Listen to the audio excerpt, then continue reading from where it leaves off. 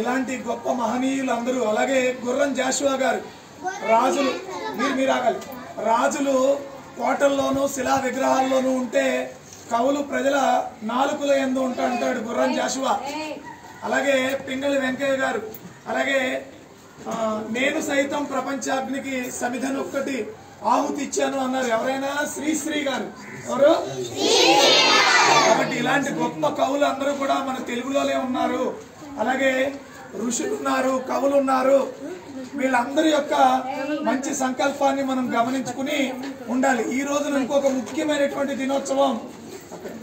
ఎవరైనా మన ఇండియన్ ఆర్మీలో మేజర్ గా పనిచేసినటువంటి కెప్టెన్ ధ్యాన్ చంద్, ఎవరైనా మంచినీళ్ళు తీసుకున్నాం కాబట్టి ధ్యాన్ చంద్ పుట్టినరోజు. కాబట్టి జాతీయ క్రీడా దినోత్సవం ఈ రోజు. చెప్పండి, మా తెలుగు భాషా దినోత్సవంతో పాటు జాతీయ క్రీడా దినోత్సవం కెప్టెన్ మేజర్ ధ్యాన్ చంద్ గారి పుట్టినరోజును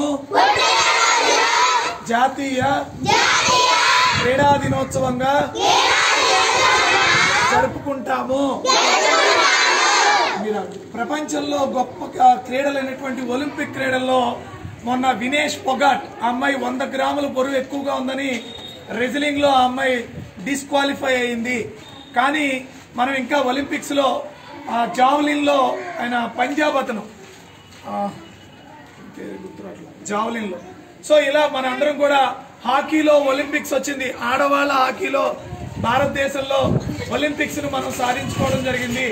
కాబట్టి ఆటలు బాగా ఆడి ఆరోగ్యాన్ని కూడా మీరందరూ పొందాలని ఈ తెలుగు భాషా దినోత్సవం రోజున మీ అందరికి మరొకసారి శుభాకాంక్షలు తెలియజేస్తూ, తెలుగు మన కళ్ళతో సమానం, మిగిలిన భాషలన్నీ కళ్ళజోడుతో సమానమని గౌరవ పద్మభూషణ్ వెంకయ్య నాయుడు గారు, మాజీ ఉపరాష్ట్రపతి, మన తెలుగువాడైనటువంటి వెంకయ్య నాయుడు గారు ఇటీవల అనేక మీటింగుల్లో చెప్తూ ఉంటారు.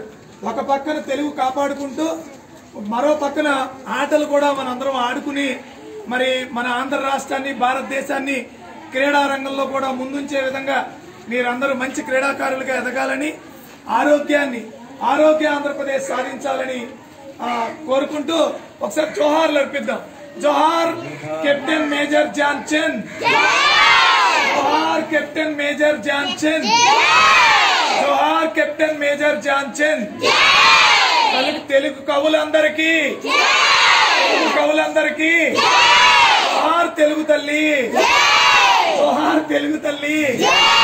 తెలుగు భాషకు అన్నిటికీ జైలు కాదు, తెలుగు భాషకు తెలుగే మన శ్వాస. మేడం గారు చెప్పినట్టు మన కంటికి వెలుగు, తెలుగే మన కంటి. మీరందరూ కూడా బాగా చదువుకుని మంచి విద్యార్థులుగా రాణించాలని, ఎందుకంటే మనకు ఆరుద్ర, ఆత్రేయ, శ్రీశ్రీ బోల్డ్ మంది తెలుగు కవులు ఉన్నారు. మీరందరూ కూడా ఒక నిమిషం, మీరందరూ కూడా ఈ కవుల పేర్లు అన్ని చదవండి. ఎవరు